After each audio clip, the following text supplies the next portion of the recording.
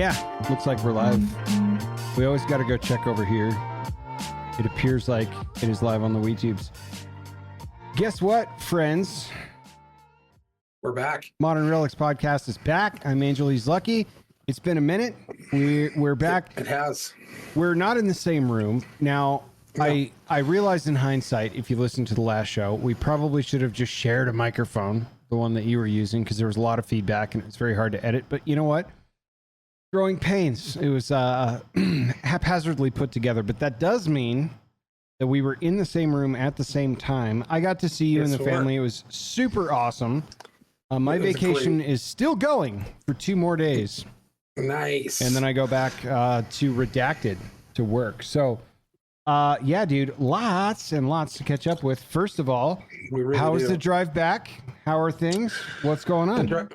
Drive back was great. We had a great vacation, man, because the last time we recorded, I think we had been there for not even, I mean, a matter of hours. Yeah. So, and the entirety of the vacation was fantastic. You took us out to go see Lake Mead and the Hoover Dam. My dog Arthur got to go to the Hoover Dam. And the kids got to see that. That was really cool. Really eye-opening about the water levels. That was pretty amazing. Yeah. And kind of the impact of what that is causing to the Western United States. It's always different when you see it in person, right? Like to see the photos, it's like, holy shit. And then you're standing there and you're like, oh my, like this is, yeah.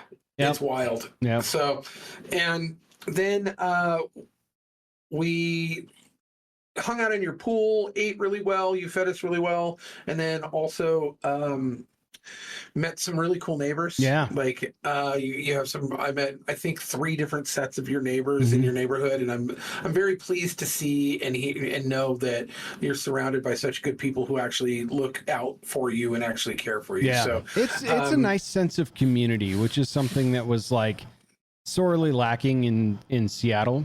And it was one of the things that I really picked up on that was like, I actually really enjoy being in this area. That's the way it's supposed to be. Yeah. And when you've never experienced that, like living in Seattle or anything, where you live someplace for years and never speak to your neighbors because why?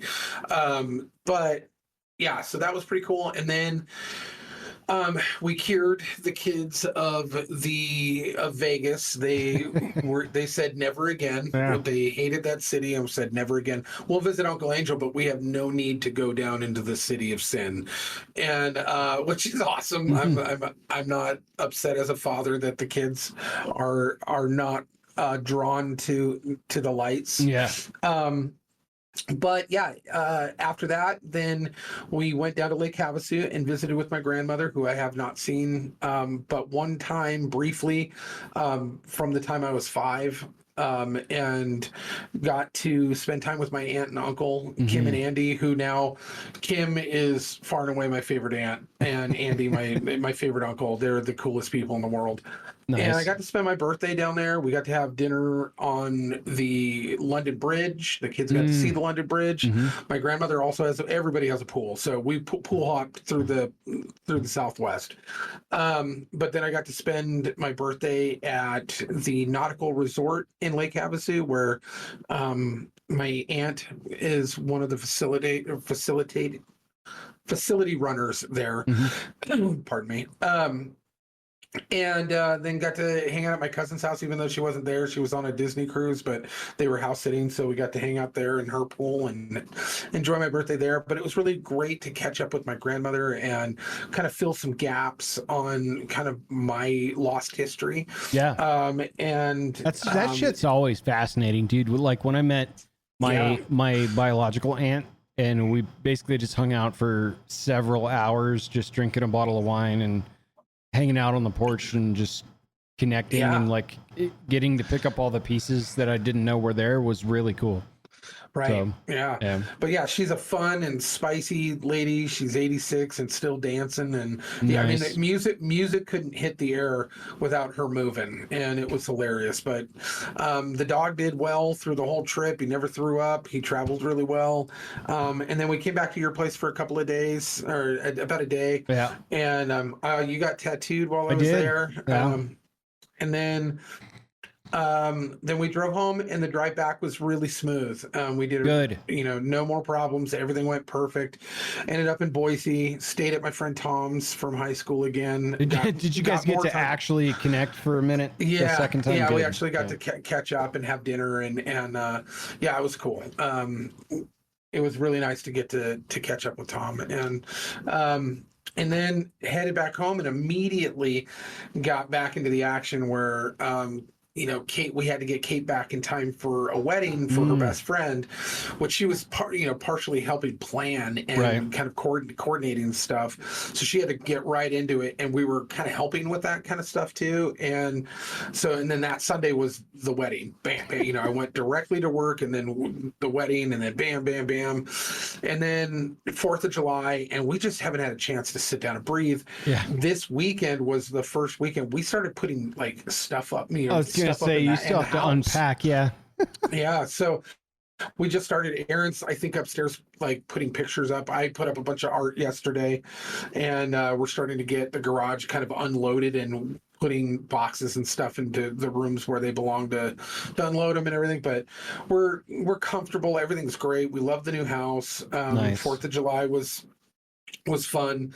I'll get into that a little bit more later, but yeah, we had an eventful 4th of July, and but yeah, the trip was great. Nice. But it was the end of my trip was the middle of yours, and so you ended up the minute I left. You ended up taking a side quest secondary adventure. Yeah.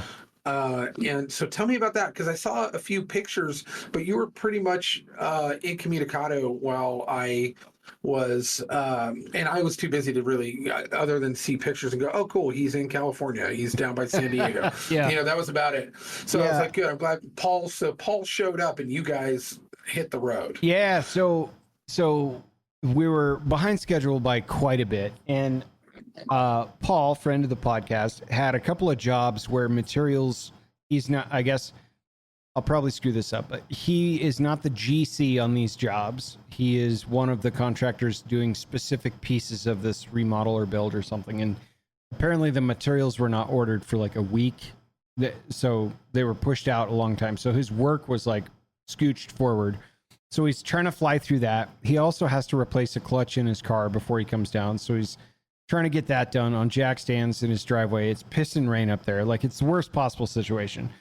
So our guy gets the very last bolts tightened down by putting the transmission back together after throwing a clutch in it, like chucks clothes in the car, and then just starts driving south that night. So he stays somewhere, I want to say southern Idaho, maybe Oregon, something like that. Gets down. We hang out for or something. Yeah, we hang out for one day here, get everything prepped and packed, and we get going. We went straight to San Diego, and this is in lieu of my annual motorcycle trip is up and down the PCH. I elected not to do that this year because I didn't have another rider, and if I get run off the road, it's going to be very difficult to find me, kind of thing. So, like, hey, cars. Plus, I've done a lot to the car. I needed to shake it down anyway. So we get down to San Diego, is night one. The valets kind of don't know how to drive sticks, so we get like princess parking right in front of the doors because they can't really drive our cars around the corner or in the garage, which was great because it's like where they put all the Lamborghinis and nice cars for all the VIPs and stuff. So cars are up front and center where there's 24/7 valet watch just 5 feet away, which was kind of nice. What I didn't realize is that the California tourism tax is 10.5%. Just for really? Yeah. So if I don't have an in-state driver's license when I'm booking hotel reservations, it goes up. So it's a pretty expensive night one. We're like, well, let's do some drives. So we wanted to hit Highway 18, which is the San Bernardino Hills side, not the Angeles Crest Forest side. Plus, I'm not a monster fan of Los Angeles anyway, especially in a car. So we went up there. We stayed at Big Bear Lake, which I haven't been to in 25 years or something. And the interesting part of Big Bear Lake was I didn't realize that it was like 7,500 to 7,800 feet of elevation. Yeah. So like the air is too thin, even going through the oil cooler and the radiator, the molecules of air are too thin to actually extract heat from the engine. So I'm watching my temperature gauge just go up and up and up and up and up and up the more I climb. And we make it there okay. I didn't like fall into limp mode or anything, but I was like, God damn. And then, 2-3 hours in, you're kind of like, like you just can't breathe up there. So we're like, this would be a short one-nighter. So we come down the mountain, temperatures, in the car start to drop, even though the ambient temperature is starting to rise. It's a very interesting phenomenon if you're into motorsports, like hill climbs and stuff. One of the biggest things you have to find a way to fight is your air fuel mixture and the ability to cool the engine off when there's no air. So that was kind of an interesting science note on the way down. But I got to shake the car down, do some really fun twisty roads. Traffic wasn't too bad, but we recognized pretty quick that money's going to be real thin if we wanted to just go deep into Northern California or, up there. So we're like, why don't we head back to the desert and just try to have as much fun as we can have, planned a 4th of July barbecue. So we had a 2-day long trip. That was it. We were already in Southern California. We turned around, we came back, we hung out here. The temperature broke 115 and then never looked back. It was 120 yesterday. It's 100. Wow. It's cooled down right now to 113, and it's like what? It's 5:20 p.m. My rose bush outside the front door when you first walk in, like all the leaves are scorched off of it just from the sunshine. The stalks are still green where it's like getting water and stuff, but the leaves on the outside edges are just crispy. And we're breaking records for like consecutive days over 110 degrees. Broke our all-time heat record, 120 at McCarran. I think Death Valley just next to us was chasing 130. It's hot. It's like it's cartoon levels of hot down here. Yeah. So that's been very interesting. But overall, I invited a bunch of people to the 4th of July barbecue, and every single person showed up. So that was no kidding. Yeah, that was unique. That never happened. So like Chris came over. Yep, Chris and his wife, and we had my real estate lady Catherine and her husband Mike, and my neighbors and Paul. It was fun. It was super fun. So we barbecued our faces off. Everybody lived in the pool that day. We got to see some interesting fireworks. Nothing caught fire, thankfully. No thanks to my neighbors. They were blasting until 2:00 in the morning. All right, let me guess which neighbors. It's you don't even need to guess. You already know. Yeah. But it's been a good vacation, like all things considered. That I geographically and kind of culturally know your neighborhood now. So now I'm not just kind of going, when you're talking about this kind of stuff, I actually have a frame of reference. So, but I know exactly which neighbors were being the problem child in the neighborhood. So, yeah. So other than that, pretty fun. I didn't get to do any filming. I didn't get to do any pictures. And the reality is, even if I wanted to shoot a video here, cameras will overheat. I mean, within minutes, or less, probably seconds. Drone will overheat, like all of it. It's just too hot. So, yeah, it's been pretty relaxing at home, even though home is not where I wanted to spend all of my vacation. It's actually been pretty good to just not be at work. It was awesome seeing you guys. I was really looking forward to that. I'm glad that worked. And overall, it's been pretty good, man. One of the things that I wanted to mention is your neighbor from directly across the street. And remind me his name. Walter. Walter. Yeah. Walter gave me a gift, and I thought that was pretty amazing. He does these wood carvings that are engraved, like laser engraved wood carving things, I think. And he gave me one of, and forgive me, I'm forgetting the verse. It's Matthew something, but and it's a magnet that he made, and he gave it to me for my birthday, and I just thought that was super cool of him. And then my kids gave you a cool item that we forgot to mention last time, that I had custom made for you from one of my clients up here, and it's a bayonet knife. Do you have that within reach? It's in the other room with my turtle, which I'm also matting and framing in a glass box I just got. That the case is right there in the corner on the floor. Sweet. Okay. So I'm gonna try and put those both up tomorrow. So yeah, I had for the audience, I had a custom made trench knife bayonet blade with bayonet connections on it, mounted and powder coated with blue and I don't even know what it's called, marbling basically within the hilt. It's cool. And the kids had it commissioned and paid to have it done.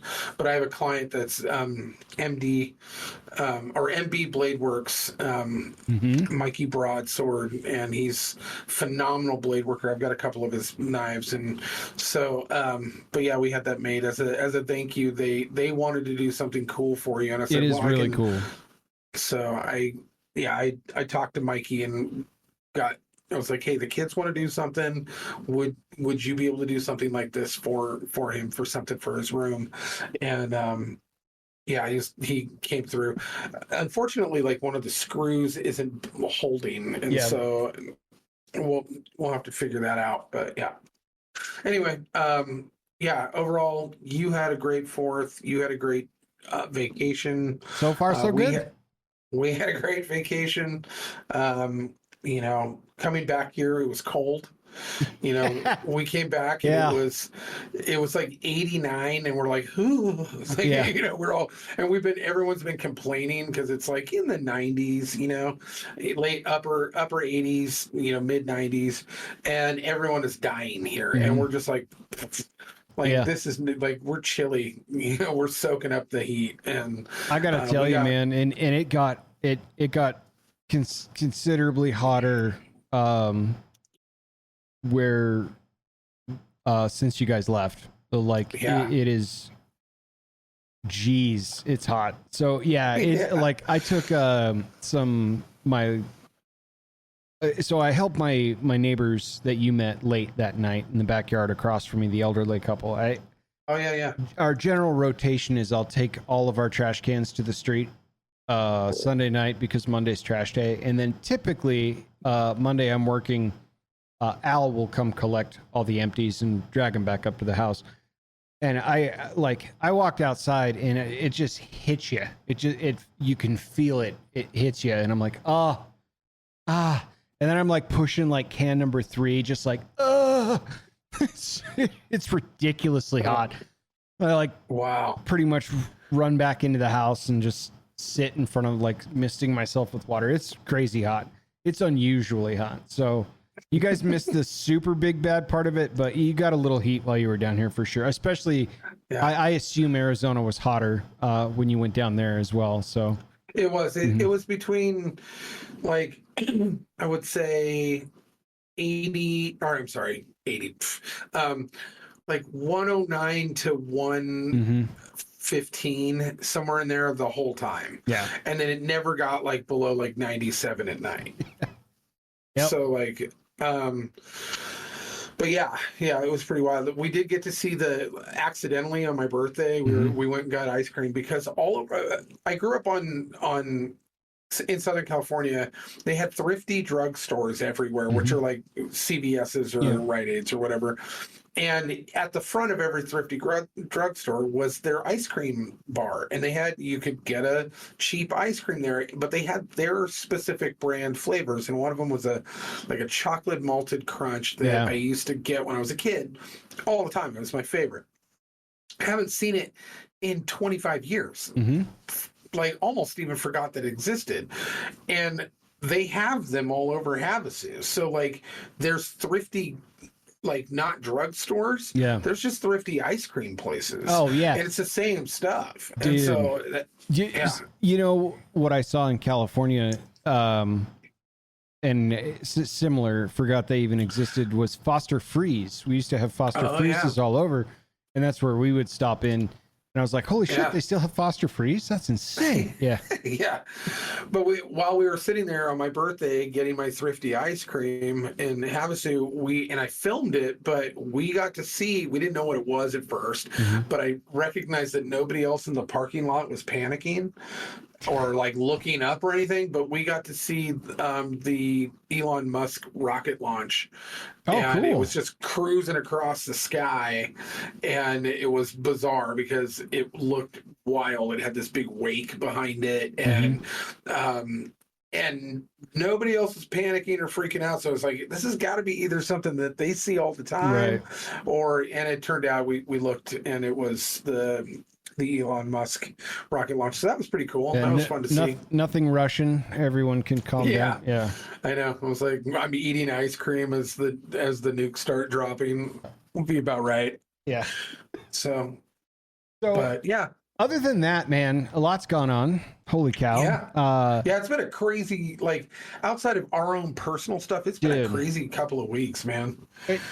There's so much that I was filtering down.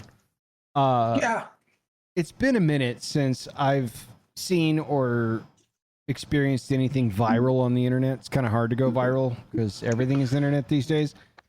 And then Tua Girl happens, and the best part was like I was getting absolutely waterboarded with useless memes, just left and right about, and I'd never saw the original video for days. And I'm like, why? Like, I'm supposed to connect the dots with all these memes. And I'm like, I don't understand. And then I finally saw the original video. Before I stopped caring about it last week, it got to the point where it seems like the internet was really trying to figure out who this girl was. Yeah. And I'm still getting fed Tua Girl memes left and right. Yeah. And I think this one's got some wheels on it for a little while. Like, feels like it like a Harambe kind of feel to it, where it might actually have like a bizarre cultural impact, like more so than the girls like that motherfucker right there isn't real. You know, that lady from the airplane. That had some traction to it, but this I had the creativity behind the memes that they're doing, and it's going to have a weird cultural impact, but it's going to have a cultural impact for sure.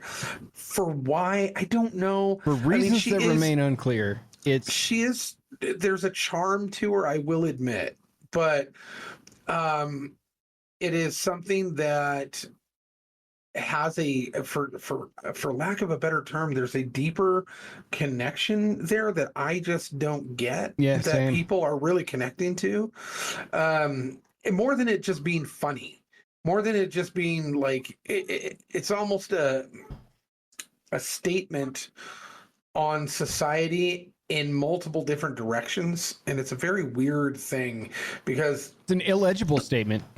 Right, absolutely. But you know, and then of course the internet decided to bombard us with her backstory, right? So have you figured out her backstory or any of this? Yeah. Okay, go ahead. Yeah, I saw an interview with her because I had heard she was the daughter of a pastor who's really upset about this going viral. I heard that. I heard that she was a teacher that got fired from her job. Right. I had heard a billion other little stories, you know, that she's in hiding. She's not in hiding.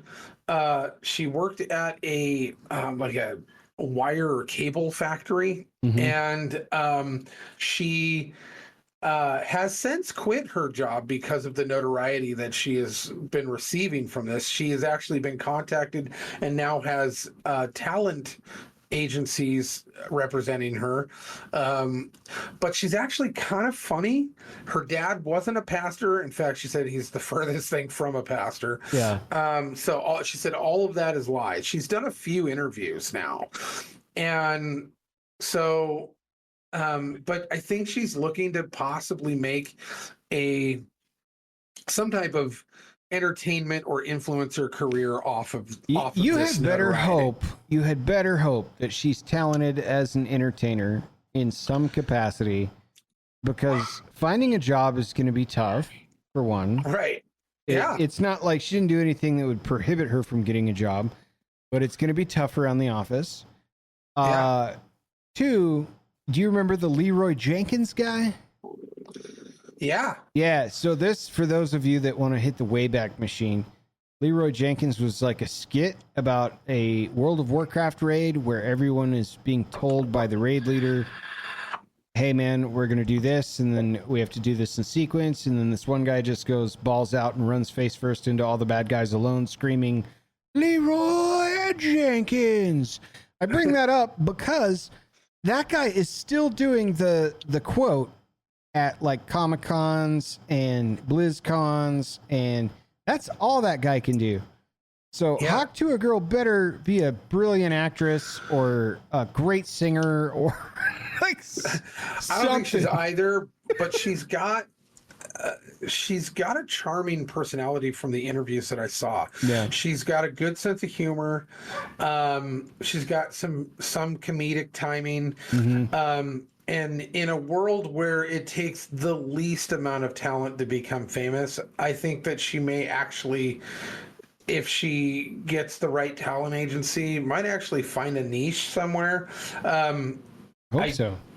I hope so too, because man, for a moment in time that changed her entire life. I mean, it was literally, she wasn't even really, if you watch the video, she wasn't really even into it. She wasn't really even paying attention to the guy. Her friend was being interviewed and she kept popping in. Yeah, it said felt the like she was thing, and trolling another like interviewer for the internet for whatever he was interviewing for, looking to get drunk girl quotes outside of a bar, I would guess.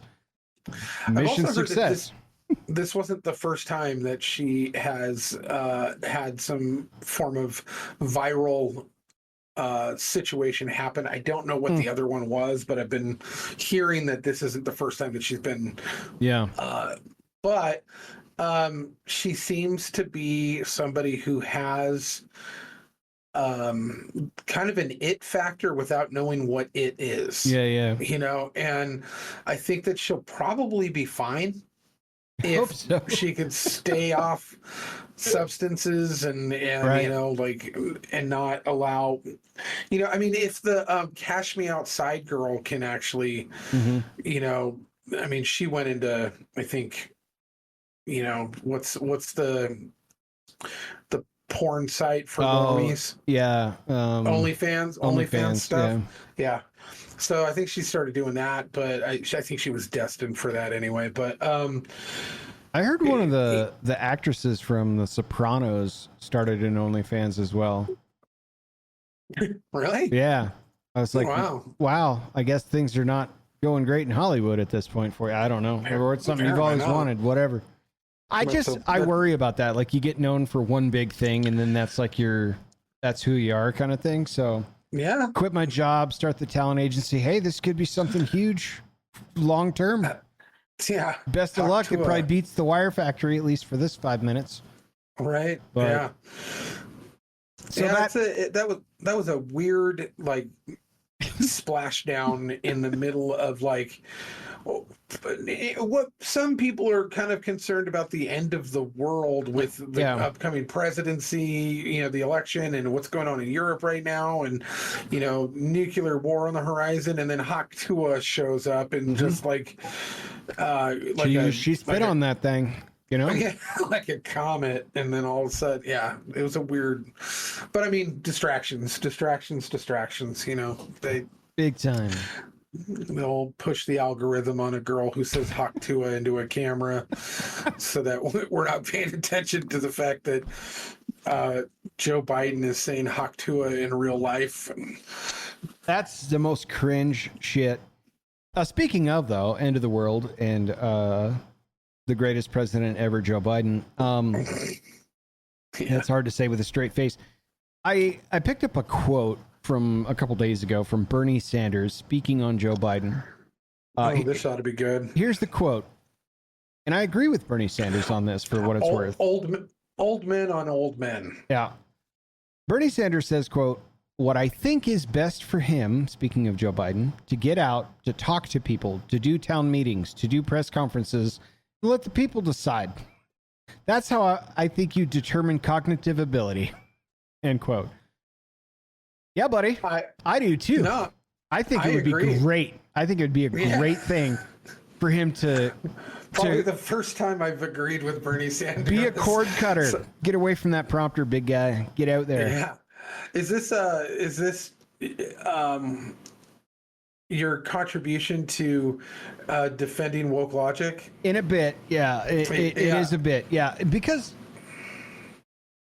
what better way to have the American people and world at large judge your cognitive ability than actually speaking your mind, which we saw a little bit of in the debate. Yeah, so we sure did. I'm going to hammer you with some bullet points, and then I'll get to my feelings on it. Okay. Point number 1 I wrote. These are just free-form thoughts. You guys can love it or hate it. All right? Debate. Point 1. Biden cannot formulate a sentence, even when attempting to justify the 8% to potential 24 or 25% either number tax increase. Can't even justify a sentence on why that makes sense. I believe he's trying to justify taxing the rich based on the question. Didn't make sense. Point 2 on immigration. Trump dodges the direct question around who and how many undocumented aliens he will deport. Biden just says Trump's a liar about everything he just said and proceeds to babble on until he gets cut short on time. So not a whole lot of information on the immigration piece, because I think it's a little crowd controlling from Camp Trump, so to speak, which he later said, by the way, that he was like, I didn't even want to run again. I'd rather be relaxing, but you quintessentially screwed the country up so bad. Here I am, and my polls are reflecting that people want me back. So that's why we're doing this.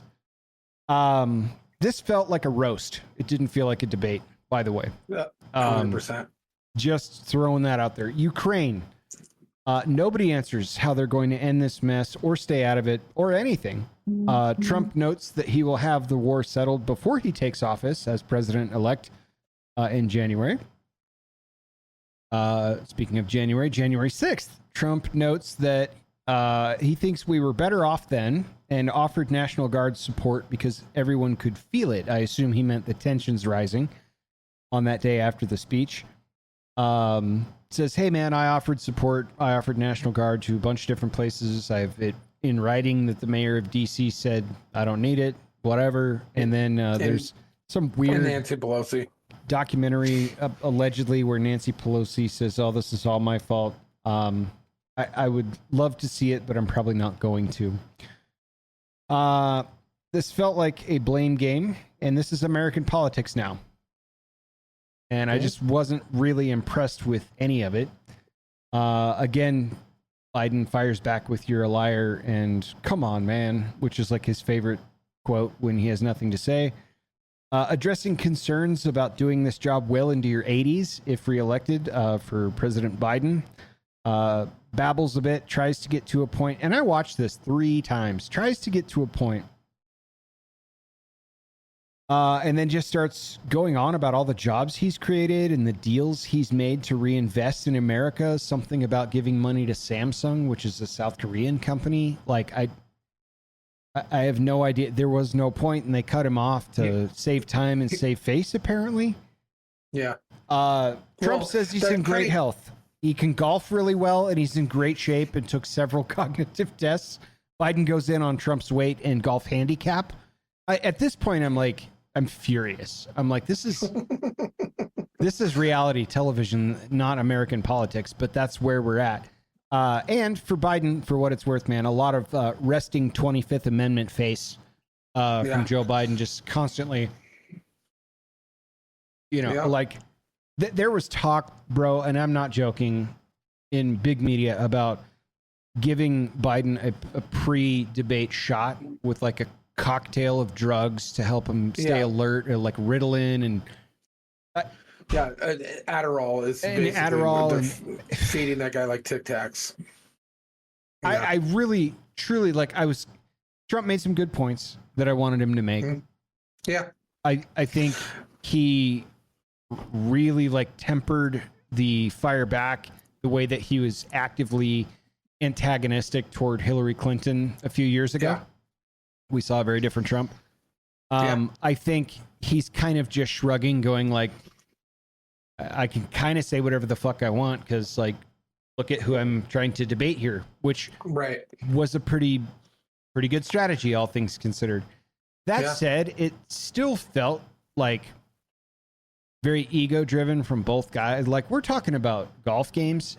Like, call me a traditionalist, but I just don't want to hear it. I don't fucking want to hear it. Like, I want to hear about as direct as one could get in a debate because all the answers are evasive and you have to go into that expecting it. I would like to hear what you have to say about foreign policy. I would like to hear what your thoughts are on Russia, Ukraine, and now Israel and Hamas and you know, Right. the debt and the fucking APR where it's at right now and all the you know, in my sector of work, the amount of jobs that are being cut. And I just didn't see any of it, dude. And it was kind of, Well, to me, lackluster. To be fair, and I agree with a lot of the points you made. Yeah. I actually fully enjoyed it. And I thought that, Like in a popcorn kind of way? yeah, absolutely. Yeah. I think that obviously everything he said about Biden has been reflected in the media. They're in full panic mode. It was the worst disastrous situation for him ever. But if we're just talking about Trump's performance, I actually fully enjoyed it. I thought that his reservation was, like you said, a good strategy. I think that they put the timers on and he tried to give the answers he could, knowing full well that they were looking to cut him off on anything. He also, I mean, this is traditionally there's, three debates typically prior to the election. Yeah. The first one is typically a softball debate, and then you start cutting into the weeds in the second and third one. So you were going to be getting kind of lighter answers in a first debate. Now, is there going to be a second debate?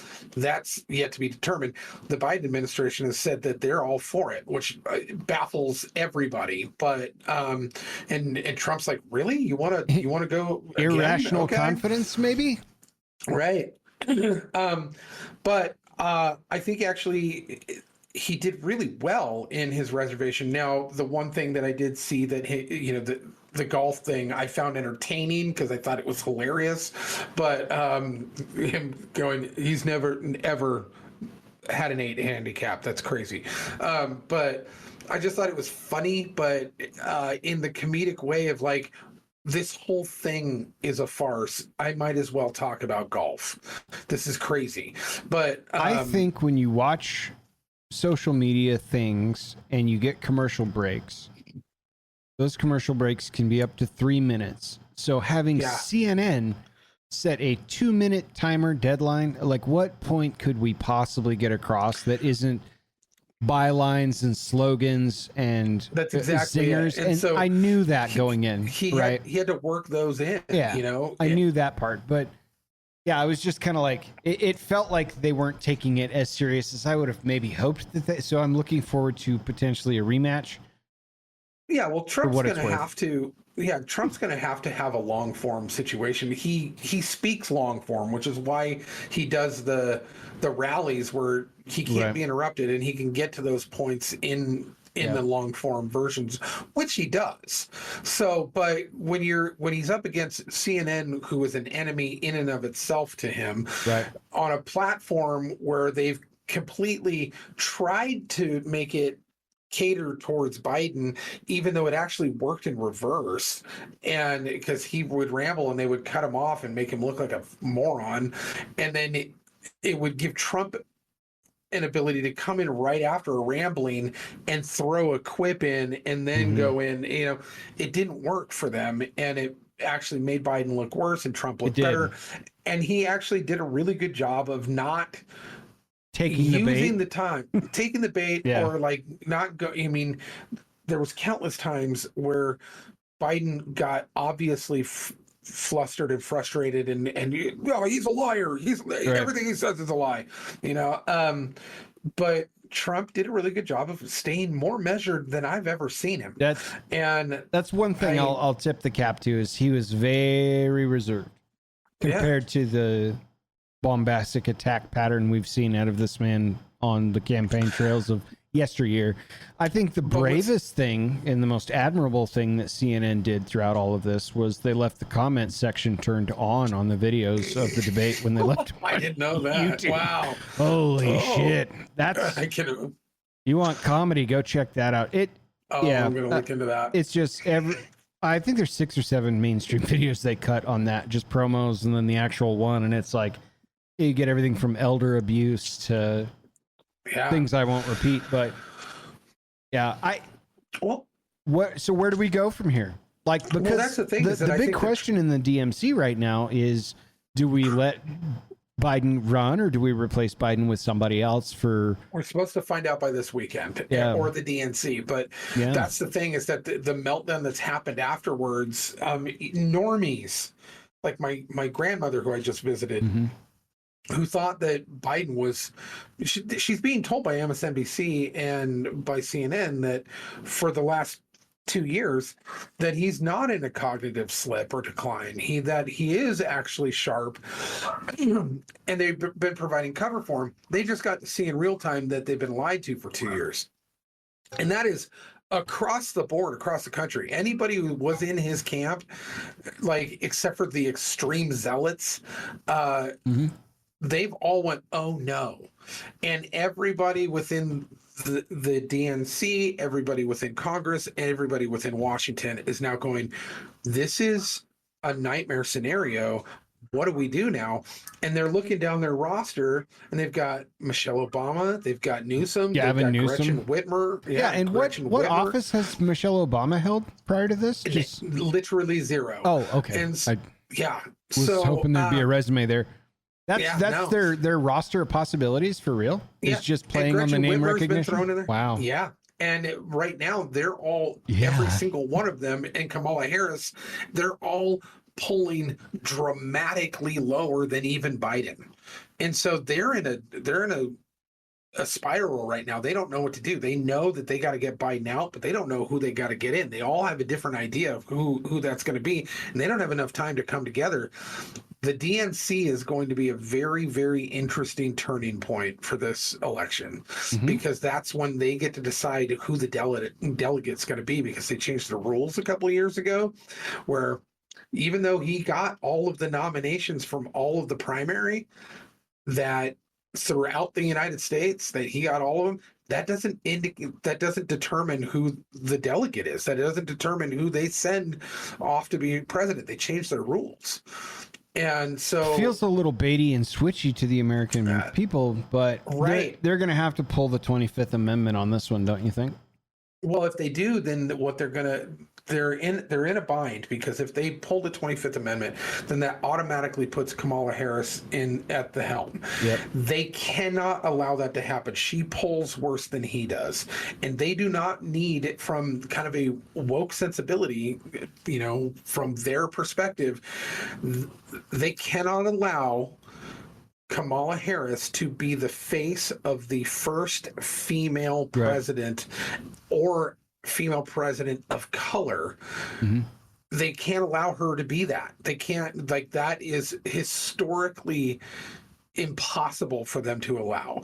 And so they're just like, what do we do? We've got to get her to resign first, then 25th Amendment him after we've replaced her, to bring up whoever we replaced her with. And they're on the clock. Do we have the time? They're on the clock. Like, how are they going to pull this off, right? So it's going to be interesting the next, especially 2 months. Yeah. To see what happens. Back when we did the draft on this show, I had surmised there was a period of time in that wavelength, a lot's happened, where Gavin Newsom had a debate against the Florida governor. Help me out. Right. DeSantis, thanks. And I was like, there's no point to this. Nobody gives a shit. DeSantis is going to fold out of the Republican convention for a nomination. Except for, I think this is screen time and training for Gavin Newsom. I Mhm. think they're like cultivating a roster, so to speak, for obvious reasons. And Yeah. but I think he would get absolutely cooked right now. 100%. Yeah. His reputation right now is in the gutter. Very bad. Yeah. Even amongst Democrats, because they're just like, he's just, first of all, a young, slimy car salesman white guy. It is the antithesis of what they're looking for. So, and then on top of that, his track record is screwing over people and going to the French Laundry for dinner. His track record is destroying California. His track record is being caught over and over again in lies. He's not a solid candidate, but he's the best of the group that they have. So what are they going to do if they're not he's going to the call best of the best? AOC and ask her if she wants to? Just kidding. Yeah. She's made too many enemies amongst the Everyone. Jewish coalitions Yeah. and the warmongers, and everyone she's working not, in New York State during COVID. Right. Yeah. The list continues. I am personally tickled to see the scramble for good content value. I am saddened that this is the state of politics in the United States. I'll be honest there. Like, that's I couldn't even give you a name. I couldn't even tell you like who I think would be the next best bet that would have a hope of succeeding Joe Biden's term 2 if they rip and replace. And how they would pull that lever is beyond me without the 25th Amendment, which would require Kamala Harris to resign, which I doubt she's interested in doing. Well, let's war game this. What if they offer her some type of judgeship or a different type of cabinet seat to try to and give her a bunch of money, or however they manage to get her away, and then they pull in like an RFK Jr. Yeah, that's what I was going to say. That's the only name I could think of. It's their only saving grace. It's the only way that they would be able to even possibly pose a challenge. And then 25th Amendment Biden out, and then RFK's the pick. But a lot of the Democrats do not like RFK because of his stance on the vaccine stuff, on kind of freedom of speech stuff. They don't like him in those regards. It's kind of your middle of the road kind of libertarian people who actually like him, and there's just plain and simply not enough of them that aren't already siding with Trump for him to win anyway. But he'd have a better chance than any of these other yahoos. So I think it's passable for domestic rhetoric, dude, but it would be fearful to see RFK take a swing at foreign policy in the state of the world right now. Yeah, I don't know, man. Like, it is going to be quite the storm that we're chasing right now. So here's the thing that works me up the most is the convictions on the Trump side and we're going after political opponents and all the rules we can conveniently break from the DMC side out to the rest of the world that people seem to give 2 squirts of piss about in the grand scheme of things, which they should care much, much more than they do. That said, how does this play out on the Republican side for Donald Trump being now convicted of 34 felony counts in a district court in DC or whatever? Right. There's going to be an appeals process, but save for all of that, like, what's next on the other side, in your opinion? Well, first of all, his base just doesn't care. I saw, on the 4th of July, I think I saw dozens and dozens of T-shirts that said, "I'm voting for a felon." So it really, the fact that even people on the other side know that it's a joke, and then also with the Supreme Court ruling, with the immunity ruling, it may flip that decision anyway. So none of that will even get tacked on or apply, and it may actually absolutely cook all of the other cases that are up against him right now. Does that not mean, as Biden very very much implied in the debate that there's more in the wings waiting, that there's more that they, if these don't stick, they've got a whole bunch of other accusations and charges to throw at him, to just keep him in litigation and keep him tied up in courts. It's how they do it at the state level. Yeah, so I would imagine that's probably going to happen. None of it will matter to the people who follow Trump. Like, literally not a single bit of it.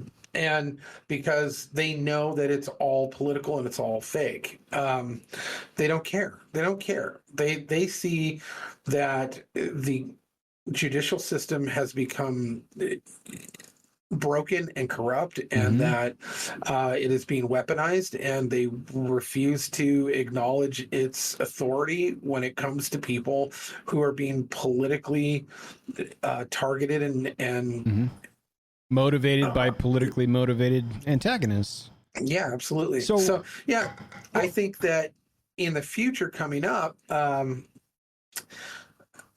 I don't know. I think that you're going to probably start seeing a wave of retaliatory lawsuits coming from red states and red counties because they realized, oh, if they can do it, so can we. That's and then the point I was hoping we'd get to, especially with voter integrity. It's already starting. Yeah, it's already beginning. Yep. So there's already a bunch of them building up, and a lot of the AGs are realizing, oh, I can actually from the ground that I stand on, throw charges on somebody in another state for something that impacted the country and what in some capacity, like they did to Trump, but with real law and actual real crimes that were committed. We can actually do this and then put them in front of a jury of our peers instead of a bunch of DC elites that, or a highly blue area where we know we're gonna, some cabal of special interests. Right. So now we can actually do that too. And so you're starting to see a groundswell of that happening throughout the country where it is picking up steam, and they're gonna start using the very justice system that has been weaponized against Trump and the conservatives, that they're going to start throwing it back at them twice as hard.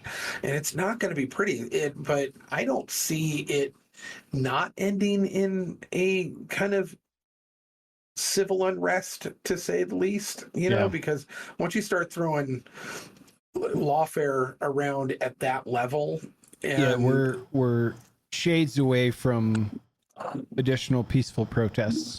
Right. That part unnerves me.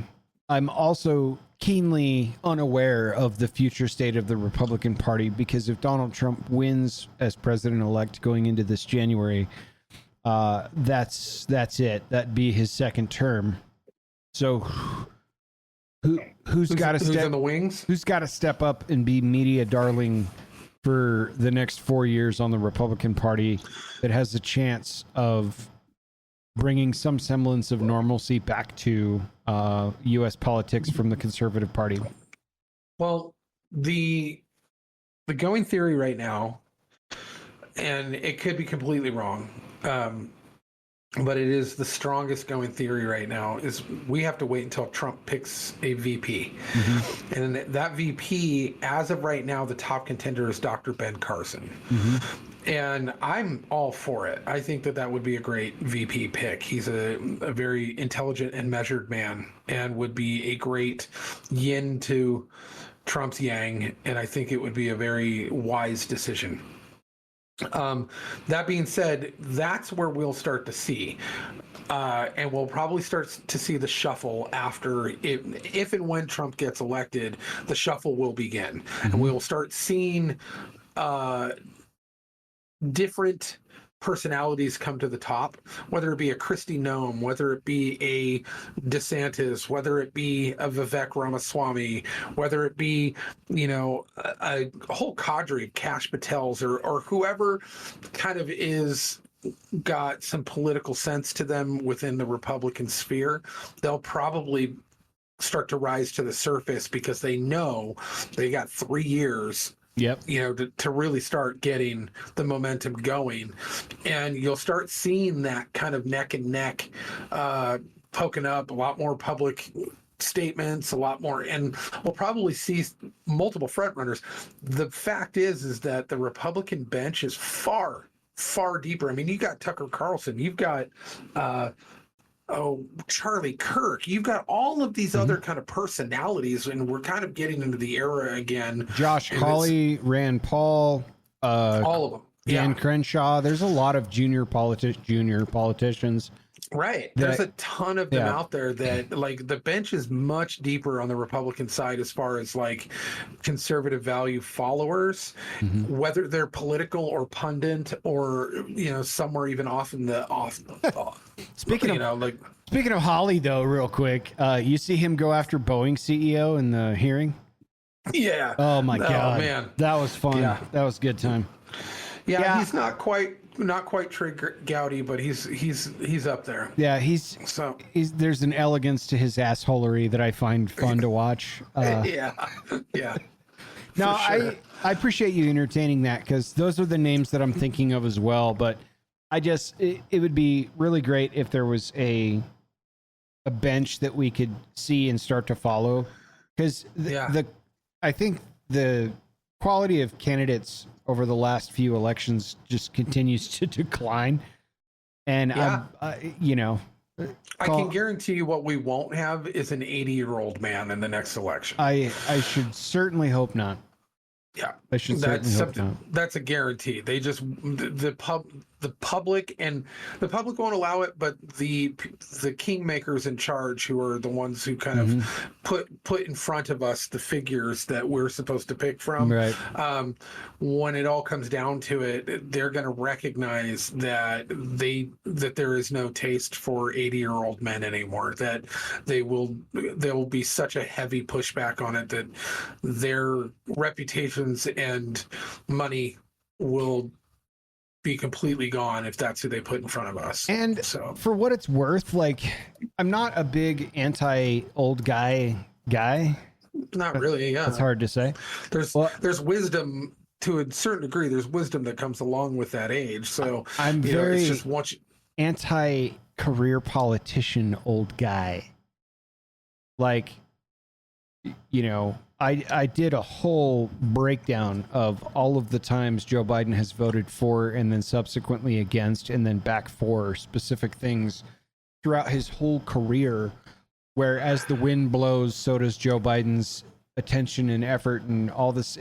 The career politician, Pelosi, you can count among them. Who's the House Majority Leader from Kentucky? Mitch McConnell. McConnell is another one. Like, it's the career. What happened to Turtle Man? I haven't heard from him in a while. Is he out? Like, did he die? Unknown. Yeah. But that's my point. Like, we're hearing from other politicians that seem like they have, you know, great sense. You know, you mentioned it's Mike Johnson, right? Speaker of the House. Yeah, Speaker of the House, Mike Johnson. You know, great. It sends a strongly worded tweet yesterday about you know, the voter protection bill that the Republicans sponsored that Joe Biden and friends are going to promptly veto right away, about needing to be, you know, a U.S. national to cast a vote. And it's that's great, Johnson, but do something about it. Are you not the person that can kind of hold the keys to some of the financing that goes on for around all the other things? Thusly, did you not cast a vote to promote more billions of dollars to go out to Ukraine, like in a matter of a month ago or less, if memory serves correctly? Like, you know, that's been a significant letdown, right? Not that I had a whole lot of. I mean, I didn't know who he was until they started. Nobody knew who he was. Yeah. Right, and so, like, but who's this Johnson? So he didn't really let me down. He's status quo. He rose up to disappoint, but. You know where I'm going with it. It's just like I wish there was a lot more to this that was taken seriously. It seems call me an old guy about this, but it feels like we're headed barreling further and further toward reality television and further away from American politics as I know them, and I'm having trouble adapting and digesting that. You know what I mean? Yeah, absolutely. Anyway, actually, here in Idaho, we actually just had. I think it happened today. if not, yeah, it must have been today. Our governor, Brad Little, actually just Great guy, that Brad Little. yeah, he's as rhino as he comes, but man, the guy every once in a while will throw us a bone to kind of save his own skin. Sure. You know, and in this particular case, he actually, and I don't know the background behind it. There's probably a lot. I will have to ask some of the friends in the know on this, but he actually just said that he's putting forth a decree of some kind saying that Idaho, you have to prove citizenship to actually vote in the state of Idaho, which is an obvious, gimme, but at the same time, is it though within the United States? But that's what Arizona did, except for federal elections. They're like, we can't, we the state can't mandate that you prove citizenship and shit for, like, just to let you know, we can't ask you to prove that stuff if you somehow vote in a federal election. Just not that you would, but just saying if you were to do that, we couldn't get you for it. Not that that's okay, but you could do that. But we're not saying, but you totally could do that, but we can't. But at the state level, you have to have a state ID and stuff because, state. But the federal piece, come on in and try. We can't do anything about it, but don't. Well, so that feels very Arizona-y to me with that said. But, if he's as rhino as our Joe Lombardo, perhaps they're having lunch together on the routine basis for shit like this. Who knows? I would imagine, yeah. So, but yeah, I'll take a look at it and kind of come back with an update on that one. But yeah. 4th of July stuff. Yeah. National news. Our boy. What happened? Yeah. Well, so we're an hour in and we get to national news. Go for it. Well, as things happen up here in the panhandle of Idaho, sure does. We seem to keep catching attention for being ornery. Radicals, guess. You are. Radically ornery. Rabble, rousing, all the shit. And so every year we have a really fun 4th of July parade. It takes about 2 hours. It's well attended. And it's just a fun 4th of July parade. They do the fireworks on the lake at night, but the 4th of July parade kind of starts the day. The seaplanes come over and then it starts the parade and it's about 2 hours. And I don't even know how many floats, 60 some odd floats. This is a town of about 500,000 census ballpark. Yeah, about that. All right. Yeah, countywide. But and the street, Sherman Avenue's all lined up with people on both sides, just packed to the gills, and Aaron and I will typically walk with. We'll choose a float because a lot of people want us to walk with them, and so we'll choose a float, and it's typically something political or whatever. And is there like a sorting hat process to that selection, or no? It's just whoever's not mad at us this week. Fair enough. This year. So, but in this particular case, we've been working with this week. Yeah, this Senator Taves and Kate Hartley of the Pacific Justice Center. She is a lawyer, and she actually has won some pretty prominent cases lately, like the kid in Kellogg who got booted from his graduation for saying boys are boys and girls are girls at his speech. They just settled. He won for an undisclosed amount of money, but it was worth it, and they had to make a public apology. Free speech prevails in Idaho State after litigation. Yeah, right. So, and Kate Hartley was at the helm of that. So, but Kate Hartley and Senator Ben Taves and a couple of other people, Stephanie Fetzer and a couple other, are part of this organization called tradfam.org. And it's a 501c3, I think, or 4, I can't remember. Maybe both. Chat says Kootenai County Spectator Coeur d'Alene has a population of about 55,000. Kootenai County has approximately 187. Nowhere near 500,000. So I was off a little bit. Somebody said that in the chat, huh? They did. Thank you. So that being said, correction saved.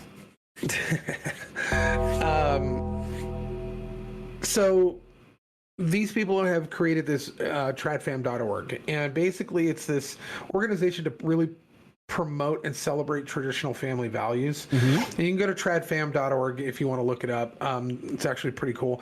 And what they really want to do is actually create a month-long celebration where from Mother's Day to Father's Day, they celebrate traditional family values. And tradfam.org, like basically week 1 would celebrate motherhood, week 2 would celebrate sons, brothers, and uncles,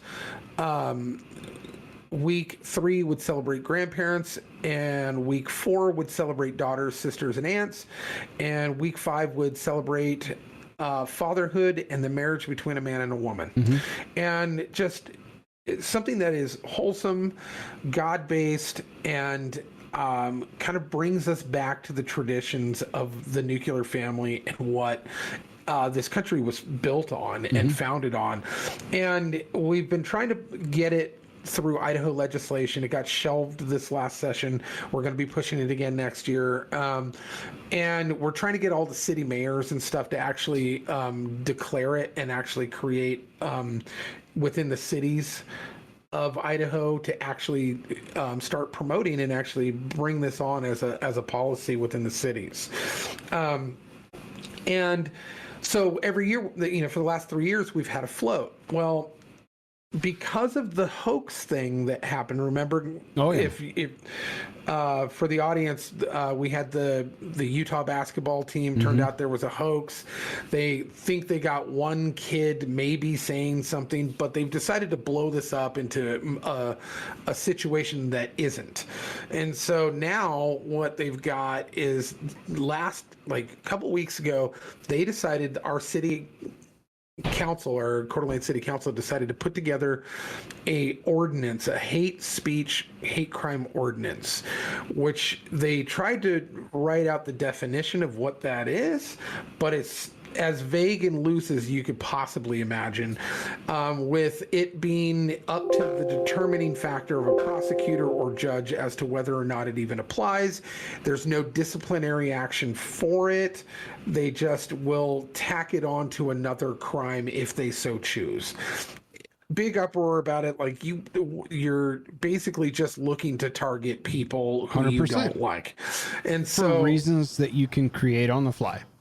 Yep, exactly. Yep. And so there's been a big uproar about it. In tandem with that, the Chamber of Commerce, who always is the one who organizes and hosts the Coeur d'Alene 4th of July parade every year for, I don't know, like probably 2 decades now, they arbitrarily and completely disconnected from the city council, who basically, they've got their own board of directors and such, but they take their lead from the city that is hosting them, and that, they're a private organization. We're not the same. We've rendered our t-shirts purple. Yeah, yes. Exactly. And so they just happen to make a new bylaw within the structure of the rules for the parade, which is that they are banning all religious iconography, all of it. Like, there will not be allowed to be anything outside of an American flag at all. You cannot put up any other religious iconography, no crosses, nothing. And there's a bunch of churches that are a part of this parade and have been for years. And they try to do it in the sly. And they changed it on their website, but of course people are monitoring it because they're new to the parade and they're trying to figure it out. And they're like, hey, what's this? And then they get caught, and there's a big social media uproar about it. So then they take it down and switch it and make it, and it disappears, that new rule. And then they switch it back and put the rule back up, all within a matter of a couple of days. And so then it becomes this big heated debate of like, what are they doing? And they try to wiggle around it and say, oh, it's just for safety and and all of these things, like, oh, we just want to make sure everything's inclusive. And we're like, by excluding people and excluding stuff, you want, okay. So tell me this, is the Coeur d'Alene tribe that has a cross in their emblem, are they going to be told that they can't fly their flag? How about, are there going to be any pride flags? Are they going to be able to like fly pride flags, or are we just the only ones who can't fly our flags? Right, for because our beliefs? religious iconography, right? Right, absolutely. So now it gets to a blistering point where, there was, we were a part of a meeting with with the trad fam group and a couple of the bigger kind of church leaders in the area and stuff like that, and getting some local and state and U.S. senators and congressmen on board to go, hey, do you know this is going on? Contacting big media like OAN and a couple of other couple of organizations, and really started making phone calls and then pressuring other church leaders in the area to call in and have people write in and email the Chamber of Commerce saying, you can do this legally because you are a private organization. I'm sure that exploded with response. Oh, huge, massive, to the point where it buckled within a matter of hours. We had our meeting in the morning. It was a 5-hour meeting. By the time we got home, it was probably 3, maybe 4 hours later. We were getting messages from everybody going, they've backed off. They're completely changing everything now. And so they backed off, but we're like, we're still going hard. So we bought, because we have this guy named Robbie, who is associate pastor with Heart of the City here, and every year he has Christ Fit, which is his gym, and he's a Marine, a military vet, and every year he carries this like 11-foot wooden cross at the front of the parade, or our float, the Trad Fad float, and he carries it all the way down.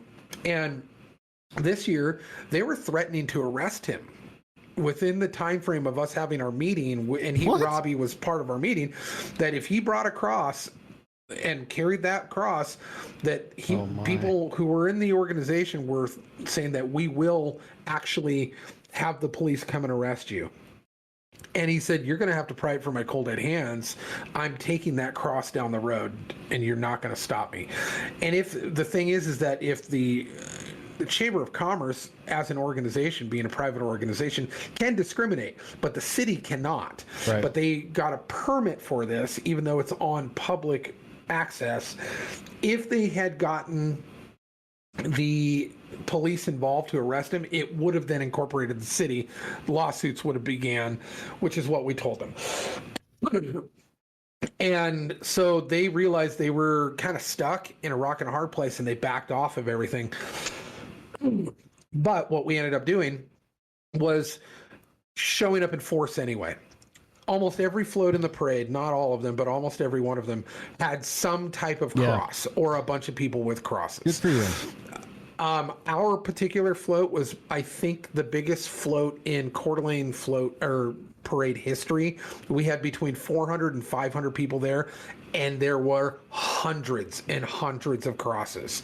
And it was literally from end to end, because I was helping run security for our float and just keeping the perimeter and keeping bad players out who were trying to get in and get photo ops to tag like America First and Groiper stuff to it. Right. So I was keeping them out.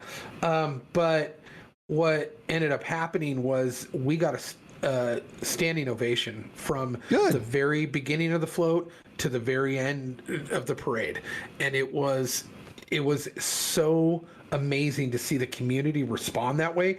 It showed them, not only at the Chamber of Commerce, but the city council and the paper and everybody else, what the community actually thought, because the standing ovation was so overwhelming. They couldn't hear 2 floats in front of us and behind us because of the cheering and the standing and the clapping and the wooing.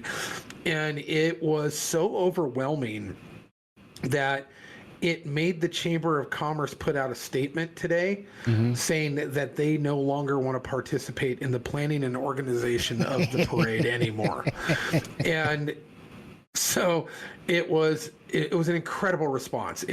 See that the community is hungry for this traditional family values, that they're hungry for the cross, and they're hungry for standing up against this type of tyrannical push. It's still there. That fire's still there. This is not the first time Coeur d'Alene has done this as well. And I'm glad to see that fire's still lit in them, that even though things have settled, the dust is settling and quieting down from COVID or Gun Delane or any of these other things that seem to come up around here and we kind of push back on real hard.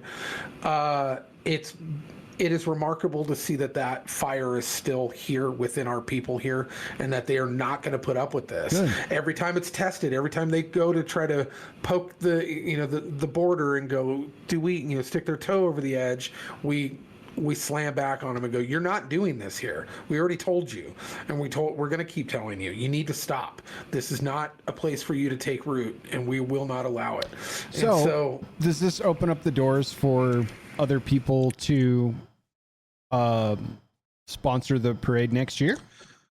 Well, it's not necessarily a sponsorship, because there's a lot of sponsorships. It's the actual organizers. Right. Yeah. And in fact, and I cannot confirm this in any way, shape, or form, we have gotten word through the grapevine, and I don't know if other people within the organization have gotten more definitive confirmation, but from what we've been told is that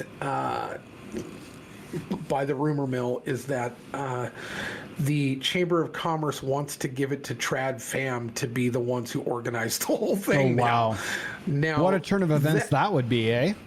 Right. Now, I see it as possibly a trap? Yeah, I do, but it's also a great opportunity if done well. If we have legal in the wings waiting for any trap that comes our way, but man, what better way to get the message out than to be the ones organizing on a state level, to get the visibility of it culturally for the area. There's so much good that could come from it if it's done properly and planned properly. I mean, the logistics alone of operating the entirety of not just your float is enough, but doing the whole parade. The logistics are huge, and they're gonna try to get back at the organization in whatever way they can by creating traps and pitfalls and go, oh, so you want to let the Satanists in? Do you want to let this abortion group in? Oh, you're going to discriminate. So there's going to be those kind of traps that we're going to have to navigate properly if they decide to even take it. It may not be in the purview at all of what Trad Fam's kind of mission statement is to take over a parade, but it would be a great opportunity to really put forth the message on a much bigger scale and get more national coverage. Because I mean, if they're the ones running the parade and it goes well, but that's a year away, a lot of ducks to get in a row, and based off of a rumor. So I'm speculating beyond speculation on that, so it's not at all. I just think it's fascinating that that's the direction that it might be taking. Oh, totally. Yeah, I'm reading about it as you're talking about it in the USA Today. Yeah, they tried to. I think I looked at the USA Today story where they tried to fact check it. Yeah, and the fact check is wrong, but that's what you get with USA Today. But yeah, the Western Journal even officials attempted to ban crosses and other religious symbols from July 4th parade, but it didn't work out so well. And there's a video that's been going viral. It's last we've checked, and there was a lady, somebody Davis Court reposted it. I can't remember her name, but she actually took another video from another local group here that I don't like to promote, but I had kicked him out, and he actually took video from the sideline to try to basically promote himself. He gave no indicator at all of what organization he was filming. He did not give them a plug at all. He just wanted to kind of plug himself and go, look at how great we are with all our crosses in Coeur d'Alene. Did not plug our organization. So, but within that film that he did take, and this lady took it and re-uploaded. Chat says from Kootenai County Spectator, it is Katie Davis Court. Katie Davis Court, and that's right. Rebel Media. Oh yeah, out of Seattle. Yeah. And so she took the video, downloaded it, and re-uploaded it. So he's not getting the clicks and views, but she did give him credit. So, and which is fine. That works out well. But in that video, hey, chat, can you tell me how many views that video now has? Last I heard, it was above 5 million, but that was last I heard, and that was a couple days ago. But it's gone everywhere. It's gone massively viral. And right in the middle of the video is me walking by with my tricorn hat on. Oh, that's so sick. Every time I see you photographed in that hat, I think, now there's a man that knows how to find the swashbuckle section at a Blockbuster video. If there was ever a swashbuckling section, this guy knows exactly where to find it. And yes, that is accurate. Yeah, and also you've been made a moderator to our YouTube channel, KC Spectator. So if you want to post the link to that video, you're welcome to do so. So yeah, that's fantastic. But it was an incredible experience, and so we've been very fortunate. It was a big win for our community. It was a big win for TradFam organization. It was a big win for the faith in general, and just the fact that the fire of the pushback on the encroachment of our religious freedoms is still alive, and I hope it inspires beyond our county again, much like Duncan Lane. I hope the public feedback is overwhelmingly positive as well. You know, it has been, yeah. So yeah, for sure. What a bunch of jackals, man. And they try to disguise it as them being protective, but apparently it didn't matter the last couple of years that TradFam was there and Robbie went walking down the road with a cross. All of a sudden this year it matters. That was before there were hate crimes. Yeah. Right. Exactly. Yeah. And now it's just basically them trying to stifle the loud voices who are going to proclaim the name of Jesus within this town. Mm-hmm. It hurts their core, and they have to do something about it. Well, and they're trying every angle that they can. Let's be honest. If you have a parade with a bunch of nonprofits, a bunch of churches, I assume you're going to have one or two that are sponsored or presented by, real estate offices and, construction teams and stuff like that. It's more likely than not. Let's just take the Kootenai County tribe out of the equation for a minute. You're going to have a lot of religious iconography in, business logos, church logos. There's going to be, to say that that's banned on a whim from a private party, and who at the chamber is stepping up to defend this as a good idea? Because it had to have been the entirety of the chamber saying, yeah, we agree to this, which are typically business owners, right? Well, there was some pushback within the chamber, from what I understand, when they found out what the committee, the specific parade committee was doing, because they were all on board. Thank you, KC Spectator. She says Davis Court's original tweet has 4.3 million views, 20.3 thousand retweets, and there's a link to it. So I encourage anyone on YouTube watching us, go check that out. Sorry to cut you off again. Go ahead. No. But basically, there were committee members that were out, or committee members within the chamber, right, on the board. But the specific committee that deals with the parade, they were all on board with cutting out crosses. But when other committee members, board members, found out, they were actually prominent members within different churches, and some of them even pastors. When they found out, they were furious to the point where they were threatening to resign and go. So there was pressure from the outside and the inside to get them to not do this. But I mean, just the incremental inching forward that they do every time. It's a ballsy move. They may have known that they weren't going to get away with this, but just putting it on the table and making people have to deal with it is inching it forward. And so we have to be able to, every time they do that, roll them back to instead of, they inch one, we roll them back two. And that's what we've got to do with this fight, because now it's in the public sphere. Now it's even in the subconscious of the community that there's a possibility to even do this. That stuff like this is attackable. Yeah. Yeah. Yeah, no, this is gun control 101. Not to go off on a big diatribe, but it's it's a war lost by a game of inches. Yeah. Exactly. It's minor concessions. Yep. And they may have absolutely known that they weren't going to win this battle, but now it's in the public sphere. Now it's in the public consciousness. And now they know that if they get the conversation going, that maybe next year or the year after or the year after that, they're going to get all of the crosses taken out of city organized events. And if they can at all help it. So the pushback was so severe, though, that I think that they may have gotten in over their heads and didn't realize that the pushback would be that bad, or that they could at least steer the pushback and make it look like it was angry, and it wasn't, because we made sure that everyone within the organization knew, anybody who was marching with us, you need to understand, you need to be peaceful about this. And they were, and it was fantastic. There was not a hiccup to the whole day, and so it was great. Not that I'm a petty guy. Yeah.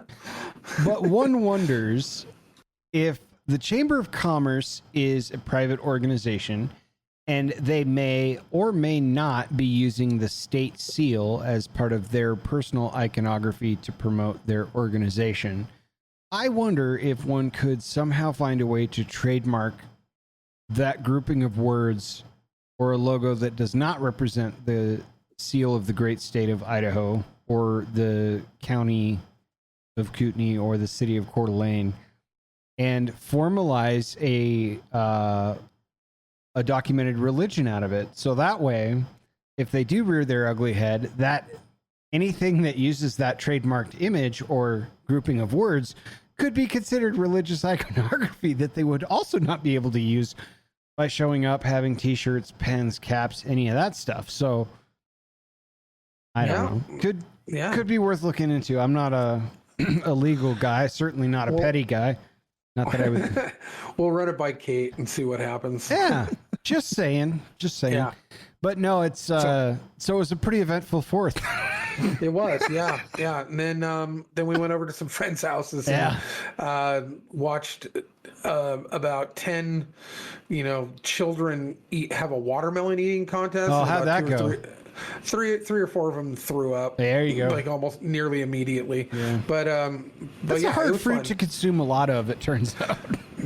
Apparently not. I saw a couple 6-year-olds down an enormous amount of watermelon, and it was nauseating to say the least. I was like, wow, because I love watermelon, but it was I haven't seen any down here, man. We don't get and I grew up where my dad used to call them dinosaur eggs, watermelons. Oh yeah. And we don't have any dinosaur eggs here, but what I was able to successfully acquire was a pair of whole pineapples that I took all the eyes out of, and I smoked the living daylights out of that with cinnamon sticks wedged into it, and it was great.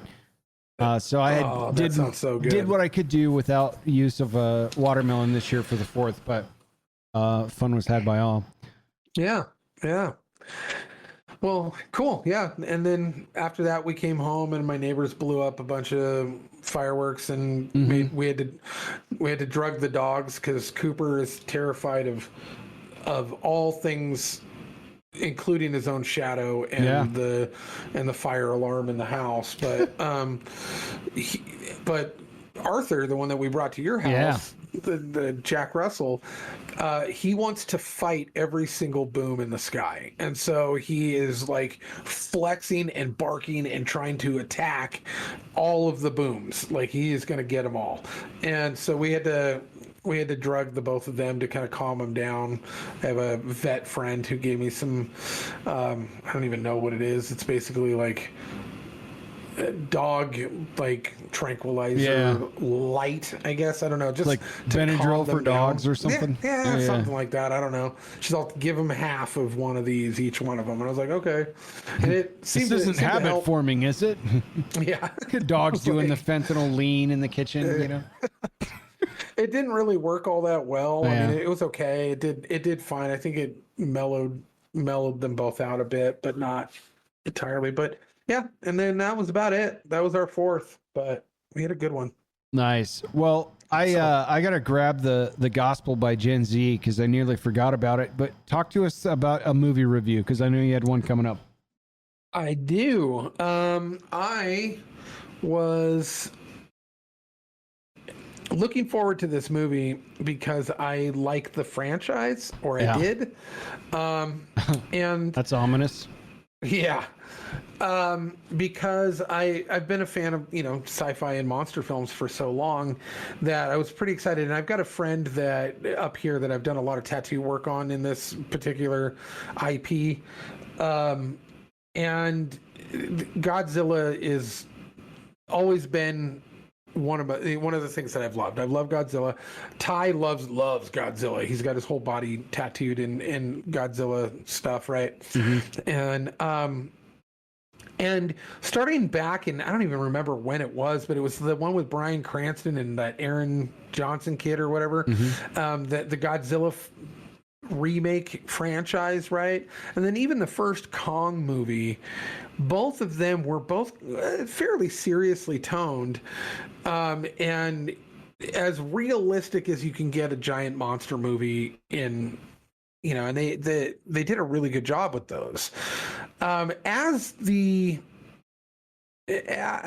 franchises moved forward in the Godzilla realm and merged with Kong, it has gone so far off the rails that it is like the Fast and the Furious 9 or whichever one they go to the moon meets like the Meg 2 in its absurd insanity and time jump. Like nothing makes sense and they don't even try. So Godzilla and Kong the New Empire is what I watched the other night, and it was a fever dream of an acid trip in a kaleidoscope. It was insane. Yeah. It was absolutely bananas. Nothing made sense, and they did not try to make sense. They weren't even looking to make sense. Yeah. And it was all still within the life. Like the last one was nutty. The last one was crazy because it didn't make any sense about like going to Hollow Earth, but then Kong can like jump through and just be back to the surface within minutes, even though like he can teleport. Apparently, they didn't really explain. Great but stuff. This one is like even beyond. It's still within the life frame of the little girl that was in the last movie. So we're not talking more than a couple of years in between each one. But now they have technology where they've got this like Ace Ventura pet veterinarian guy who's wearing like a red Hawaiian shirt. They even kind of make a mention of the fact that he looks like Ace Ventura. Beautiful. It's really weird. But he's this like swashbuckling veterinarian for the kaiju monsters. And they've got like these weird hover jets that are meant for dental work. Kaiju monster. Right. Meant for dental work, and because Kong has a bad tooth and comes up from the core of the planet, which also the core of the planet doesn't make sense because where's the light source coming from anyway? But like they keep details, yeah, they keep just going deeper and deeper into subterranean caverns that, this one isn't actually the bottom, this one is. But this one actually has a secret door with a jelly door that goes into this secret realm where this ancient people have lived forever. And they have beautiful. Been sending out the subterranean ancient people through secret doors. Right, yeah. And it just keeps going and going, and you're all of a sudden you're in like a light bright kaleidoscope world where the ancient people live, where the little girl originated from, I guess, and came from. I don't know. It was so hard to make sense. Some of the CG, like on the monkeys, there's one scene where Kong is like meeting his this group of giant apes, which they thought he was the last one, but apparently under the crust of Hollow Earth, inside further, I guess, that's where all the apes actually lived. Okay. And so he meets this like little baby one who like leads him along and sets up a trap for him where a bunch of the big ones try to attack him, but he's Kong, so he whoops all their butts. But during it, the baby monkey jumps on him and starts clawing at his face.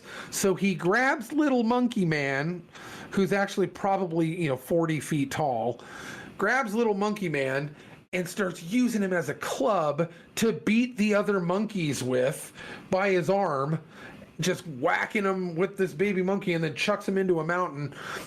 By the end of the movie, they're best friends. I don't know how that happened. I love it. I mean, it is so off the rails wild that it makes like the newer Jurassic Park movies look like Oscar nomination.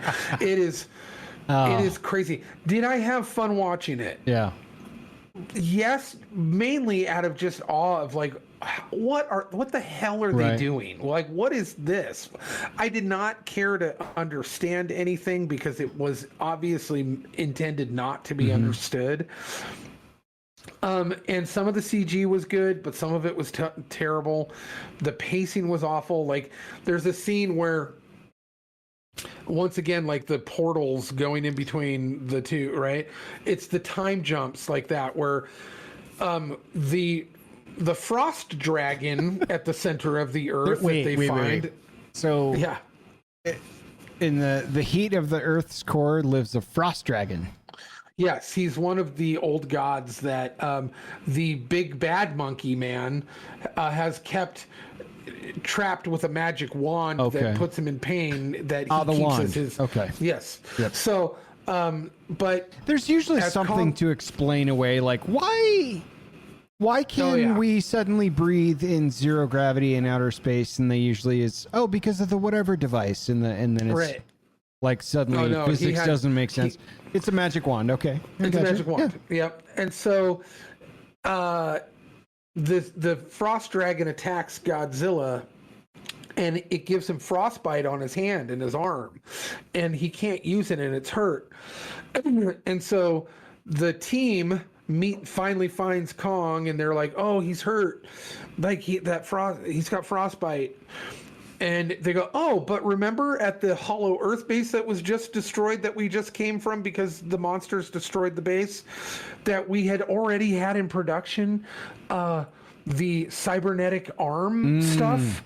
Yes. Why it should be just right back at that base. So then these are the scientists and dentists crew. Yes. Okay. So then out of nowhere, because their pilot got eaten by a tree, so they were stranded there. They didn't know how they were going to get back. Eaten by a tree? Yes. Okay. No explanation. None needed. All right. I'm with you. Still, somehow. This other ship that they just called in picks up like Transformer robot, like bio arm, like from Pacific Rim, and just flies it over. And they just drop it, and it just like Iron Man, goes like all over his arm. And we're still in the center of the Earth's core fighting it. Yeah, we're flying in. Okay, got it. Yeah. So and then it attaches to his arm, but for some reason it also had within the structure of this thing two on each side vials of radiation to cure by injecting him with radiation to cure his frostbite. So for whatever reason, it just that'll cure his frostbite, and shoot, and it cures his frostbite, but it gives him battle robot arm that he gets to use for the rest of the movie to help fight off Big Bad Monkey Man and the frost or the ice dragon, frost dragon thing. I wouldn't have thought chemotherapy for frostbite, but there you have it. Well, the whole world is based off of the radiation therapy. That's Godzilla radiation, Kong radiation, stuff like that. It's their power juice, I guess. But it is such a departure from that Bryan Cranston original Godzilla that started everything off.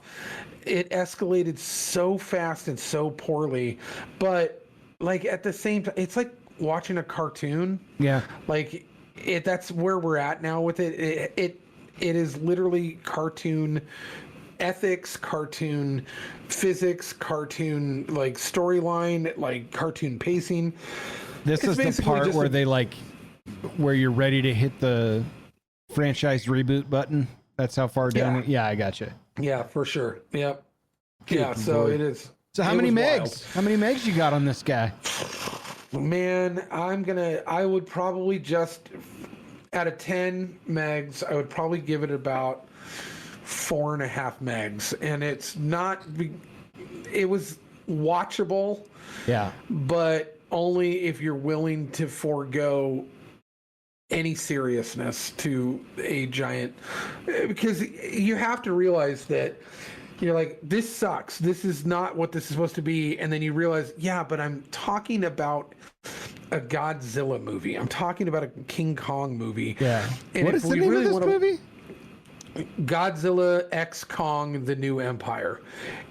Okay. And when you look back into the 60s and 70s, when they were originally making Godzilla movies, they were campy. They were goofy. Right. They were fun. They were weird. That was what it was intended to be originally. And I think the actual strain of the original content was actually making it serious. Yeah. And that we got used to the idea of trying to make it serious, and it doesn't work. No. And so none of what you said works in my head, but I've got to see it now. Yeah. You'll get a laugh. I think you'll have fun with it as long as you're going into it knowing just, oh, okay, that happened. Yeah. Oh, okay, that happened. And just kind of roll with the punches of absurdity that this movie is a cornucopia of. So, but yeah, I'd say 4.5 to 5 stars or 5 megs. Wow. Yeah. So 4.5 megs for Modern Relics. Now there is 2 movies that I'm currently working on. The Beekeeper. I just watched The Beekeeper. Ah, yeah. Mm-hmm. I'm about third of the way through on that one. Yeah. I gotta finish that one up.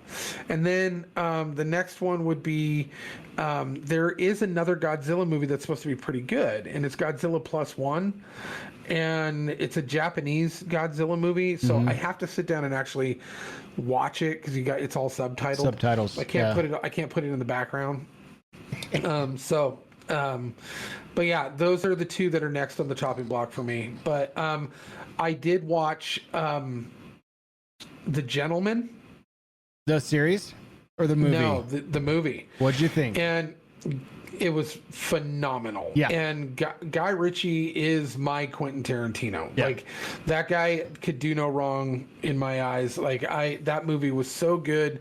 I watched it on the way back home from Boise, actually, and it was remarkable. Perfect Guy Ritchie movie. Yeah. Yeah. And I'm actually looking forward to watching the series the now. series, So. good times. And I think he's like, he directs 1 or 2 of them, but he's like an executive producer on the whole show. Obviously, it is predicated around the same idea that you witnessed in the movie. McConaughey and Friends, it was a super good, super fun watch. I'm glad you got to see that. And then I also watched a Guy Ritchie movie called The Ministry of Ungentlemanly Warfare. Oh, yeah. It's fucking rad. Okay, that one just came out, right? Yeah. And that's a Henry Cavill in that one? Yeah. Okay. Yep. I gotta watch that too. That one. It's a damn good time. It is sort of Guy Ritchie's very British attempt at what was that Tarantino film, Inglourious Bastards? Oh yeah. It's sort of his Inglourious Bastards. I recognize by saying that that's kind of there's a stretch to that, but it's in the same vein. Okay. Yeah, and it's really fun. It is really fun, and great actors in it too. Yeah, I heard the cast is pretty remarkable in that one. Yeah, yep. You remember actually in Inglourious Bastards? You remember Hugo Stiglitz? Yeah. Yeah, he's the main antagonist in this film. Okay. Yeah, good times. You'll love it. Can do. Yeah, I'm looking forward Gentleman to was that one. good, dude. It's high on the rewatch value for me too. I think the dialogue's sharp, the pacing's fucking sweet. Seeing Eight and a half megs for me on that one. Oh, dude, yeah, easy. Who's the Irish guy in there? I'm brain dead right now. The guy that plays the Penguin in the new The Batman. Oh yeah, Colin Farrell. Colin Farrell's great, and then the guy from the motorcycle show that we like a lot. Hunnam, is that his name? Charlie Hunnam. Charlie Hunnam, yeah. He did great in that too. So yeah, he's Charlie Hunnam's becoming the Johnny Depp to Tim Burton. Yeah. He's becoming what's the director's name? Why am I Guy Ritchie? Guy Ritchie's Johnny Depp basically is Charlie Hunnam's new voice in there. So which is good. He's great in all of his films, so I like that. But and I forgot the guy's name. I think it's Hugh Grant, maybe. Is that his name? Oh yeah, Hugh Grant. Yeah, played such a cool, smarmy guy in that film. I love that movie so much. I do too. It was so good. Yeah, yep. Well, cool. What do you say we even Gen Z it McConaughey was up? awesome. Yeah, Gen Z. Let's do it. Let's do this. I need some biblical edification. Well, we're going to go to chapter 14, the Gospel by Gen Z. This is called Adulteress. Oh, no. Here we go. Sacred blood was spilled in the holy tea at the temple when some unholy Karens brought a baddie who they caught in 4K in a sneaky link. They said, King, this woman was caught going feral with someone who she wasn't cuffed by. The mod rules say we must throw hands with such snacks. WBY, and they let him cook, but only to get the receipts in 4K, so in order to get him canceled. So Holy Bro left them on red and gave them the divine side-eye, while he let his finger speak in cursive in the sand. When they kept asking, he said, let he who has done no one dirty throw the first hand. So one by one they said their Irish goodbyes, starting with the fourth-year bros, until the thirsty woman was the only one left. Then he turned to her and said, woman, where are the ops? POV, you're the one that has no enemies, she said. They all ghosted me. So he said, then me personally, I'll also let that slide. Go and do not friend zone God again.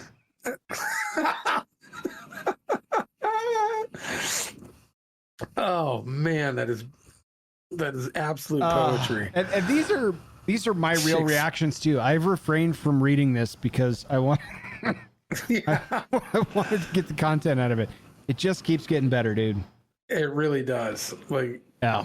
I've been thoroughly impressed with the creativity of integrating the dialect that is alien not only to me, but I believe even the writer to some degree, where he has studied it, and being able to then translate not only just the dialect but the message properly, almost. And he has citations in there, like at the bottom. Who caught her in 4K? Question mark. And why didn't they bring the broski? Sus. Some manuscripts read, and let God not be like thy brethren to thee anymore. Yeah. This is well researched and well done. It's doing a damn good job. Yeah. So. Wow. Well, it was great to be back, man. It is good to be back. To get a full episode in too, because like the last one, while we were there, we were limited on time, and we were both super tired and did not have a lot to contribute other than just being in the same room. Which hopefully could change. Hopefully we can get something set up. If you're a frequent flyer down here, we'll see. But yeah, I can get something set up a little more formal as we go forward. So thanks for bearing with us on the last one, and for your participation on YouTube tonight, everybody. I appreciate that. Yeah, it's great. It's great to have people actually in the chat throwing us comments and in real time, and it's been awesome. I plan on getting. We have all of the social media set up now, Yep. and I plan on getting more active on that and putting Oliver on it as well.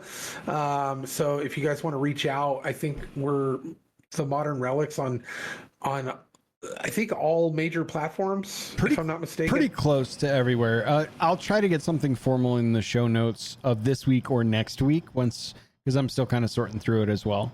But Great. But we're there. You we'll should be able start- to use those keywords to find us for sure. And you guys can start sharing if you want to any of the links in order to kind of start pushing it out there and sharing it with your friends. Tell your friends we have a good time over here. Oh yeah. So Awesome, brother. well, yeah. Well- All right, my man. I'm gonna go get some dinner started as per usual. But Well, that's Yeah, that's it was as great. good a reason as any to call it a night there, eh? yeah. So all righty, man. All right, Well, friends. thanks everybody. We'll see you soon.